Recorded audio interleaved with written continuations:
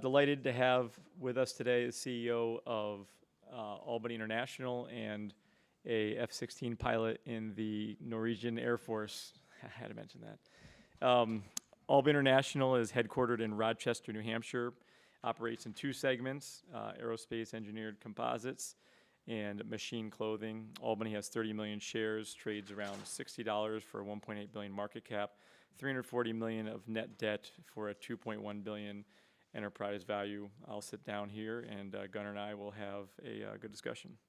Thank you, Tony. I'll hang out with Marines any day, right? Yeah, that's last option, right? All right. Maybe for those less familiar, could give an overview of Albany, this business segments, and sort of how it's evolved under your leadership since becoming CEO a few years ago. Yeah, and the base of this business is really about weaving. The Albany International has 150 years of weaving experience. They have started several businesses, spun them off, and then about 20 years ago they decided to get into aerospace. And when they went into aerospace, they went into aerospace in a big way together with Safran by creating the fan blade and fan case for the LEAP engine. So very, very aggressive, very proud of that history.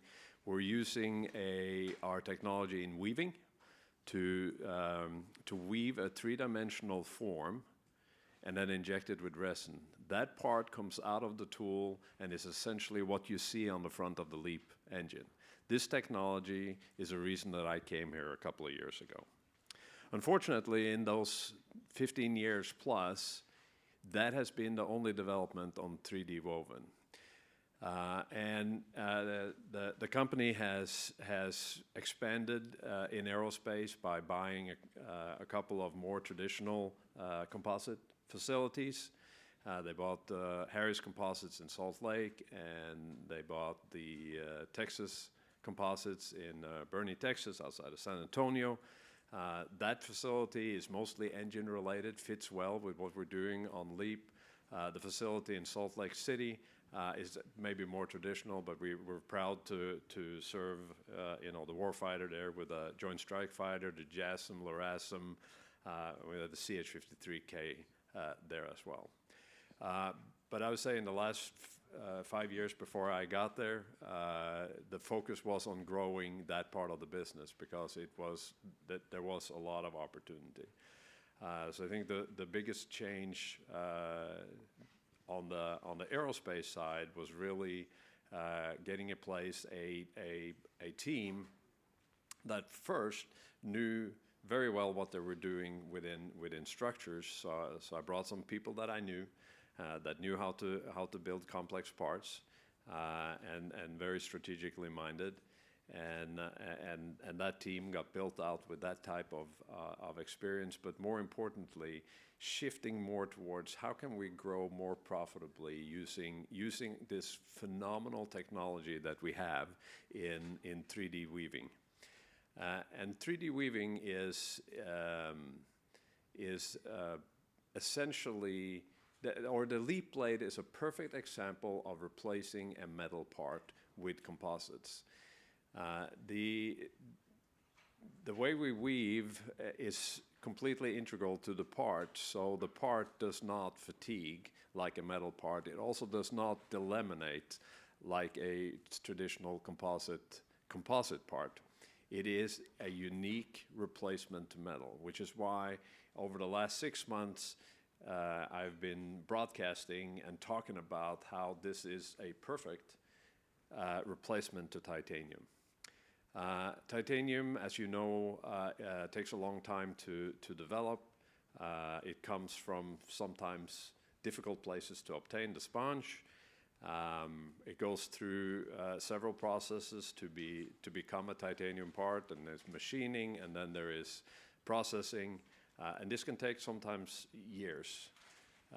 What we have with 3D woven and injection resin transfer molding is a 100% domestic replacement to titanium at a months of lead time compared to sometimes years with titanium. So that shift is going to take a while, because an aerospace engineer that is used to designing for titanium is going to continue to design for titanium. So we have to get to the engineers. We also have to come to the customer, because what we have in 3D woven parts is a lighter and stronger part than titanium, and we all know you need a light part in aerospace. So there's so much goodness around this, and just to show a couple of examples that have shifted in the last year for us is let's use engineers that are open to new technology. So in advanced air mobility, for example, you have Beta. Beta is a partner with us, or we are a partner with them on the composite part, traditional composite parts. It's a good program. It's a great growth program for us going forward. But they had challenges with their lift blade. They're starting out, their first few aircraft are going to be the standard takeoff aircraft. Yeah, just regular aircraft, except it's electric. And then they're going to move into the vertical lift. But they were having trouble with the lift blade. And that lift blade, we helped them design, and we used 3 of our technologies. We used 3D woven for the spar. We used overbraid over the end of the wing itself, and we used injection mold,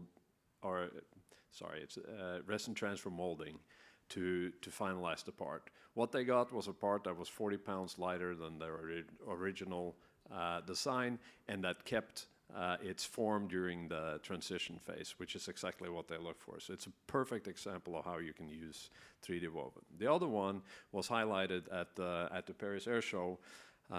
We highlighted it, and our customer, Safran, highlighted it with the A350 landing gear at their booth.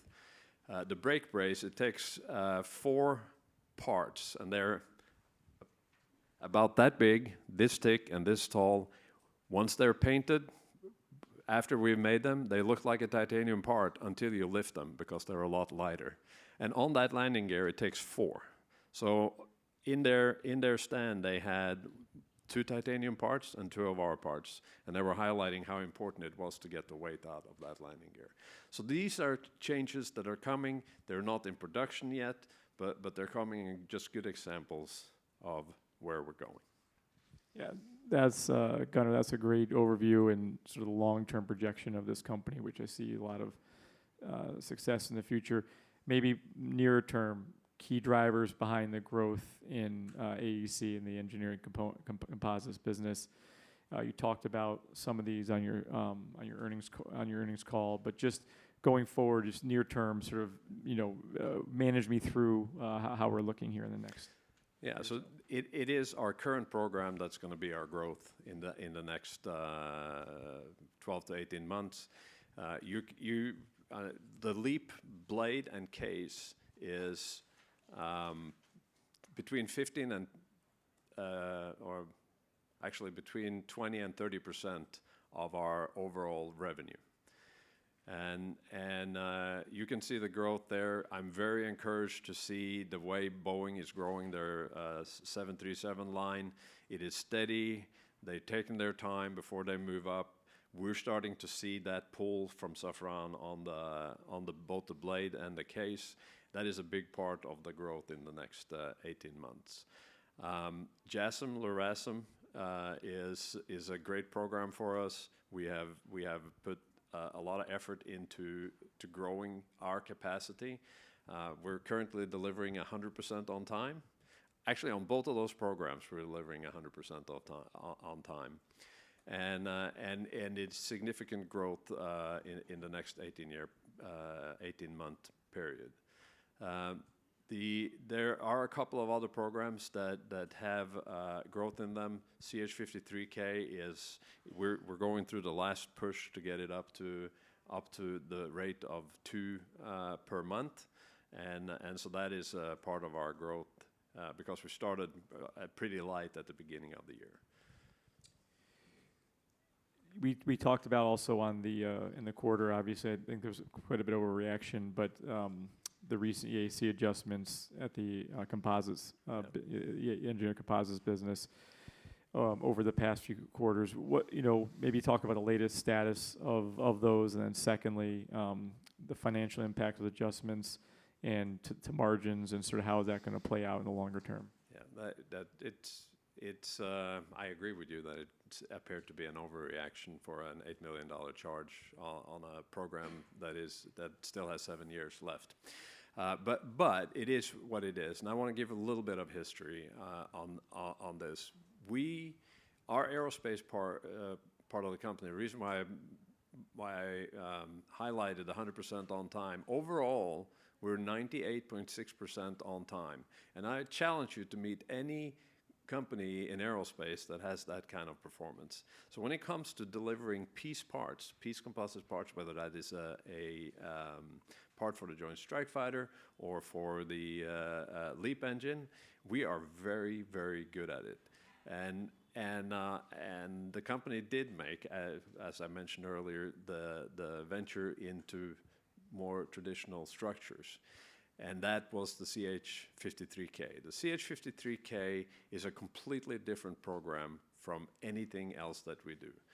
It will sail up to be a big program for us, which is why you're seeing some of the impact, the larger impact of it. But CH-53K is, we make all the composite parts, but the rest 4,000 parts we have to plan and buy. And so when I made the change last summer, it was because I was walking through in Salt Lake City, and I realized that I was having a problem that we needed to address. And I brought in Chris Stone to run that part of the business. He came from Lockheed Martin. If you look at us overall, Lockheed Martin is our largest customer. And he's brought in a team that knows how to do assembly. But it was an uphill battle because we had to get the planning right. We had to get all of the procured parts in. And that's what we've been doing for 1 year. And we have taken some charges through this. And we had a special call last fall when we said, this is what we've discovered. A lot of that was material. We have a very aggressive learning curve on this that we're monitoring every month to see how we're performing.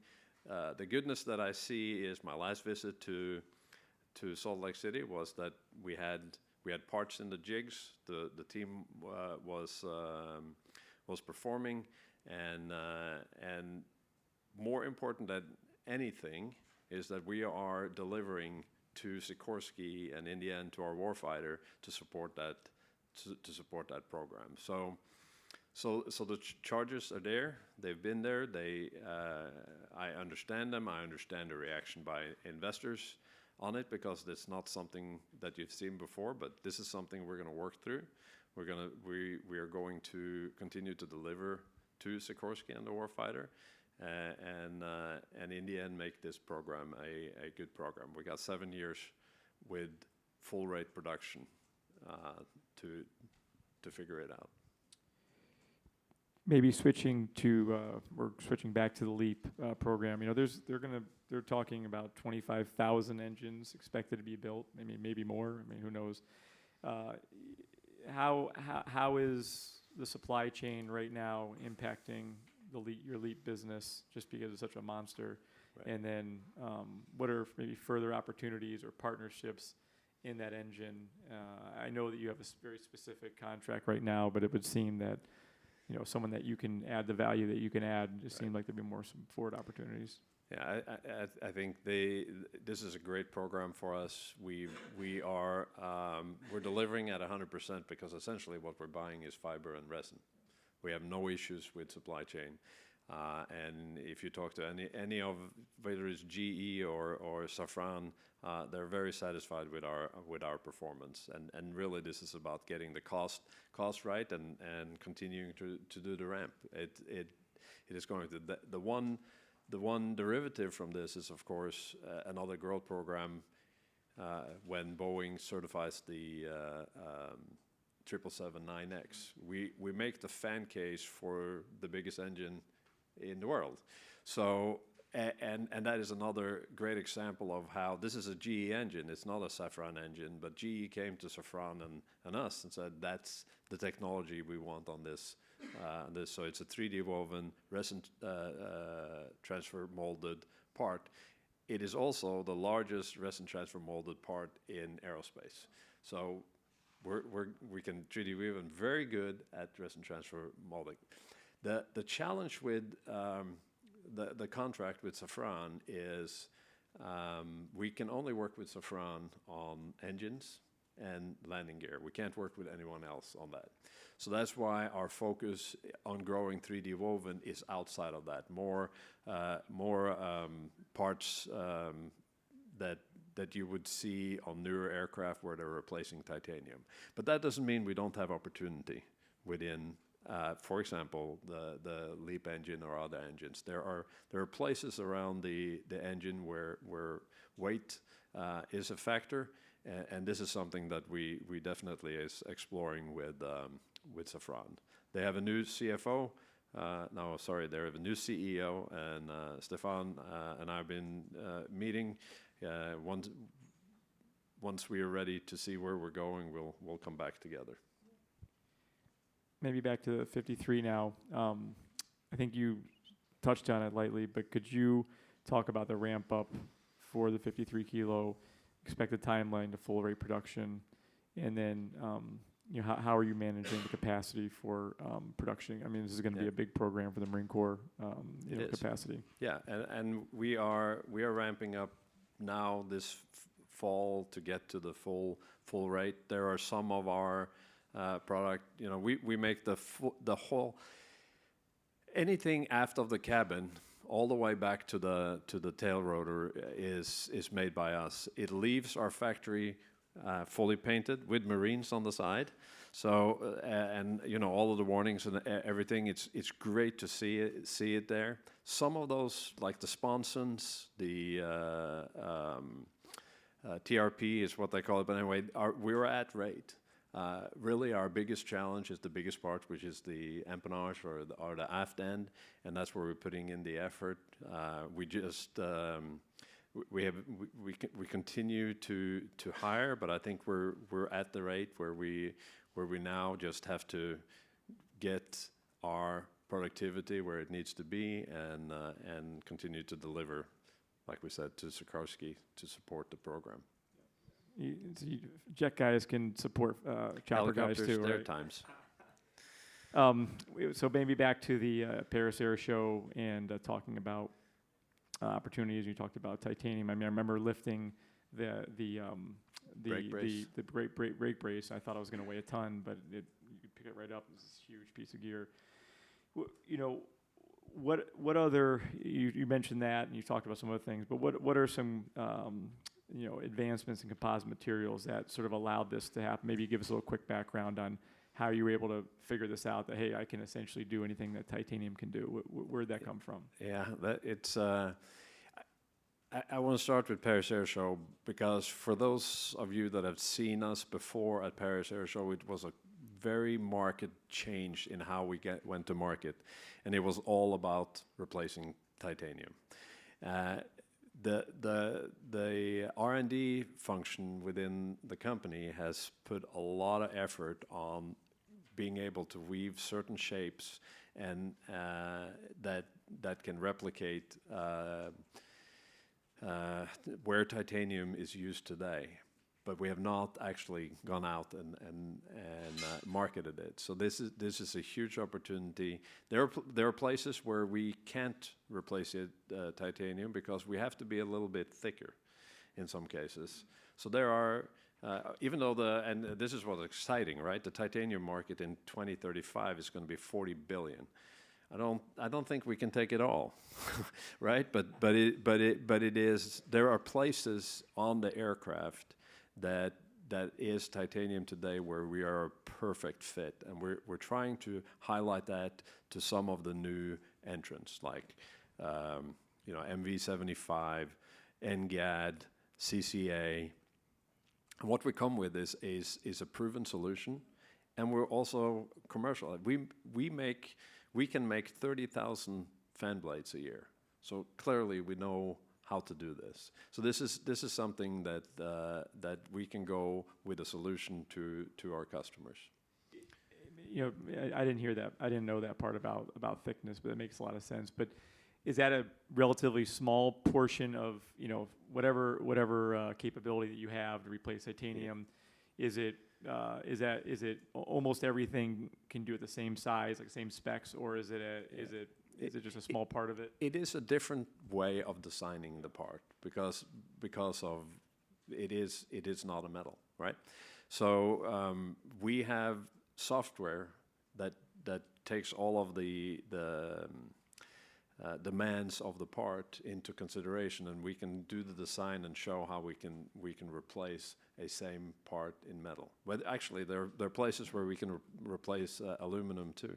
And there are certain geometries that are more difficult than others, and so there are some places where maybe we are more expensive, but maybe the customer is willing to pay more to get the weight down. And there are other places where we're cheaper. So finding that, I can't quantify how big that is, but we will not get there unless we start really exploring that, and that is. I think this is a growth, and what I've talked about, I think I talked about it last year here.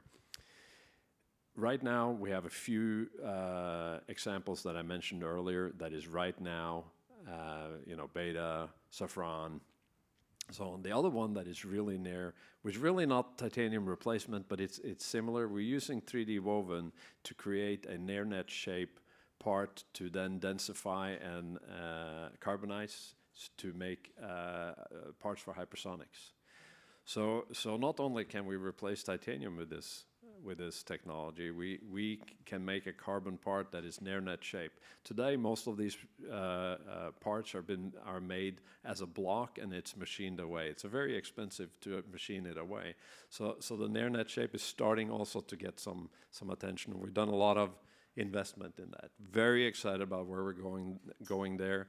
I heard earlier they were talking about the Golden Dome and so forth. There is not an industrial base to support the hypersonic industry in the U.S., and we have a solution there as well, and we're capacitizing for it.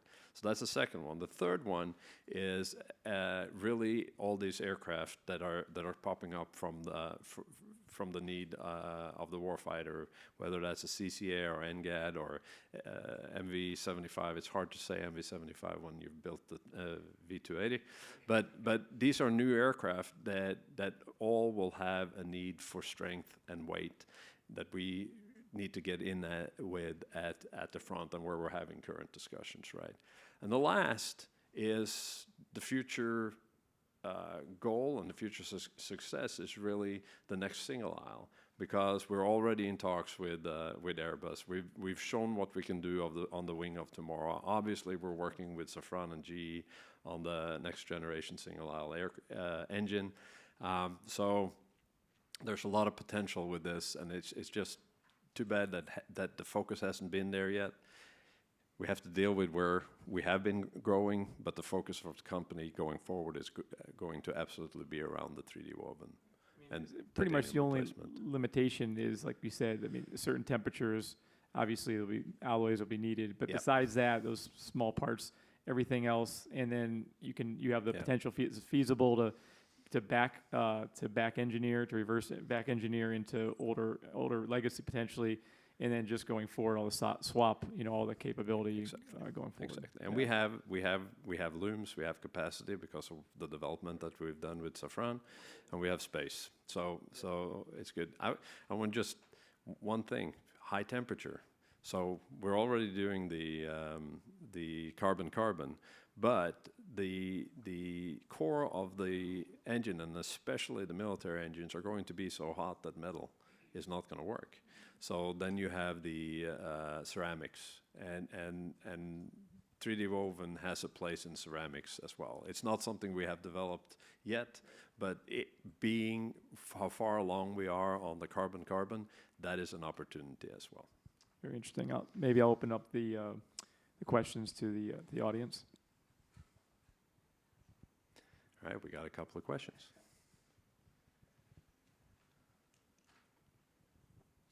Just two quick ones from me. One, can you talk about how much you're spending right now in R&D as far, as just developing your composite materials? And also, second question is, considering where the stock is right now, have you considered a stock repurchase, stock buyback program as well? I know you guys are giving out a dividend, but just curious about that. Yeah, it's good question. So let's first, we are continuing our dividend program with 27 cents a quarter.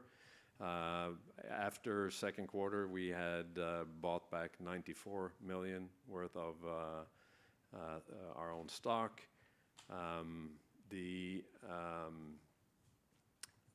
We have I think it's 140 million left on our authorization to buy back after the second quarter. The first question, sorry. Just can you talk about R&D? How Yeah. much are you spending? Yeah, our R&D, to be able to do what we're doing, we're spending a lot on R&D, between 3 and 4% on both sides of the business.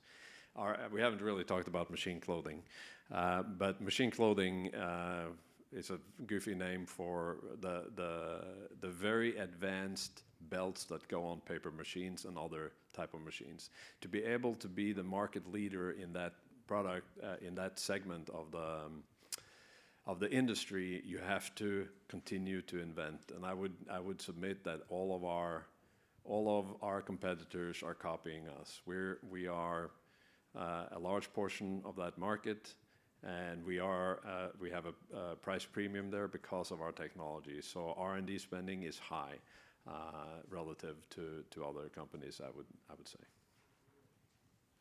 Go ahead. All right. And then, it sounds like even in the case of replacing titanium parts, right, with the composites, there's still a redesign associated with the part to make sure all the engineering and so on, and the math works out. Yep. I'm curious at your experience in kind of the cultural adoption of replacing this part, something that is comfortable from an engineering perspective. Yep. With regards to and replacing that with a composite part that has less comfort from the engineering side, at least from a program office kind of perspective. It's good. So it's a very good comment and an area that we are addressing. How many engines did you say? How many LEAP engines? I mean, there was discussion of 25,000. I mean, in theory. 18 blades on each of them. We make 30,000 a year. The technology is proven. So we need to go all the way to the Hill. We need to go to Pentagon. We need to go. And we have hired lobbyists. This is an all-out effort. It is not a short effort. I think the hardest part is to take current titanium parts and redesign them and put them into aircraft. That might be the hardest part. It's better where we come in front. But it's encouraging when you talk to engineers that are, like Beta, that said, yes, please, we want it, because they see the benefit that we're bringing to them, and they believe in our story with the LEAP program. I wish I was 5 years down the road, but this is going to be an all-out effort. And I recognize for all of you, if you have stock in Albany, I have to deal with the CH-53K, and we'll deal with the CH-53K. Gunnar, you've done a great job. Thank you for coming today to talk to us, and it's always great to have a fellow fighter guy up here, and I hope we get you back next year. It's good to be here. Thank you for inviting me. Thanks, good to see you, Tony. All right. Tony Bancroft is a portfolio manager for Gabelli Commercial Aerospace and Defense ETF. Michael Bergio and Daniel Gleam are research analysts at Gabelli Funds. The above webcast is a recording from the 31st Annual Gabelli Aerospace and Defense Symposium, which occurred on September 4, 2025. GAMCO is providing these links as a matter of general information. We do not intend for these links to be a complete description of any security or company, nor is it a research report with respect to any of the companies mentioned herein. As of June 30, 2025, affiliates of GAMCO Investors Incorporated beneficially owned 5.61% of Abdu Koman, 2.98% of Graham Corporation, 2.41% of Astronautics Class A and less than 1% of Class B, 2.37% of Moog Class A and less than 1% of Class B, 1.38% of Textron, and less than 1% of all other companies mentioned. The analyst's views are subject to change at any time based on market and other conditions. The information in this posting represents the opinions of the analyst and is not intended to be a forecast of future events, a guarantee of future results, or investment advice. Views expressed are those of the analyst and may differ from those of other GAMCO officers, analysts, other employees, or of the firm as a whole. Because the investment personnel at GAMCO and our affiliates make individual investment decisions with respect to the client accounts that they manage, these accounts may have transactions inconsistent with the information contained in this posting. Certain GAMCO personnel may know the substance of the posting prior to its posting. This webcast is not an offer to sell any security, nor is it a solicitation of an offer to buy any security. Stocks are subject to market, economic and business risks that cause their prices to fluctuate. When you sell shares, they may be worth less than what you paid for them. For more information, a prospectus, or summary prospectus, visit our website at www.gabelli.com or call 800 Gabelli 800 422 355 914 921 5100 fax 914 921 5118 info@gabelli.com. Tony Bancroft is a portfolio manager for the Gabelli Commercial Aerospace and Defense Fund. This ETF is different from traditional ETFs. Unlike traditional ETFs, this ETF will not tell the public what assets they hold each day. This may create additional risks for your investment. For example, you may have to pay more money to trade the ETF shares. This ETF will provide less information to traders, who tend to charge more for trades when they have less information. The price you pay to buy ETF shares on an exchange may not match the value of the ETF's portfolio. The same is true when you sell shares. These price differences may be greater for this ETF compared to other ETFs because it provides less information to traders. These additional risks may be even greater in bad or uncertain market conditions. The differences between this ETF and other ETFs may also have advantages. By keeping certain information about the ETF secret, this ETF may face less risk that other traders can predict or copy its investment strategy. This may improve the ETF's performance if other traders are able to copy or predict an ETF's investment strategy. However, this may hurt the ETF's performance. For additional information regarding the unique attributes and risks of this ETF, see the Non-Transparent Exchange Traded Fund (ETF) Structure Risk, Early Close/Trading Halt Risk, and Authorized Participant and AP Representative Concentration Risk in the Principal Risks section of the prospectus. Exchange-traded funds (ETFs) are bought and sold through exchanges trading at market price, not NAV, and are not individually redeemed from the fund. Shares may trade at a premium or a discount to their NAV in the secondary market. There is no guarantee the investment strategy will be successful. Investing involves risk, including the possible loss of principal. Premiums or discounts are the differences, expressed as a percentage, between the NAV and market price of an ETF on a given day, generally at the time the NAV is calculated. A premium is the amount an ETF is trading above the reported NAV, expressed as a percentage of the NAV. A discount is the amount an ETF is trading below the reported NAV, expressed as a percentage of the NAV. The prospectus/registration statement shows the frequency of distributions of premiums and discounts for these ETFs for the most recently completed fiscal calendar year and all completed quarters of the current fiscal year. Investors should carefully consider the investment objectives, risks, charges, and expenses of the ETF before investing. The prospectus, which contains more complete information about this and other matters, should be read carefully before investing. To obtain a prospectus, please call 800 Gabelli or visit www.gabelli.com. Risks to the ETF include a downturn in commercial air travel, production and/or supply chain disruptions, decreases in defense spending, subcontractor financial health, and competition and/or technology changes. As of June 30, 2025, the common stocks of Boeing, Ducommun, Curtiss-Wright, Moog, 5.55%, 4.54%, 4.26%, 3.69% of the fund's net assets, respectively. As of June 30, 2025, affiliates of Gamco Investors Incorporated beneficially owned 5.61% of Ducoman, 2.98% of Graham Corporation, 2.41% of Astronics Class A and less than 1% of Class B, 2.37% of Moog, Class A and less than 1% of Class B, 1.38% of Textron, and less than 1% of all other companies mentioned. Distributed by G. Distributors, LLC, a registered broker-dealer and member of FINRA.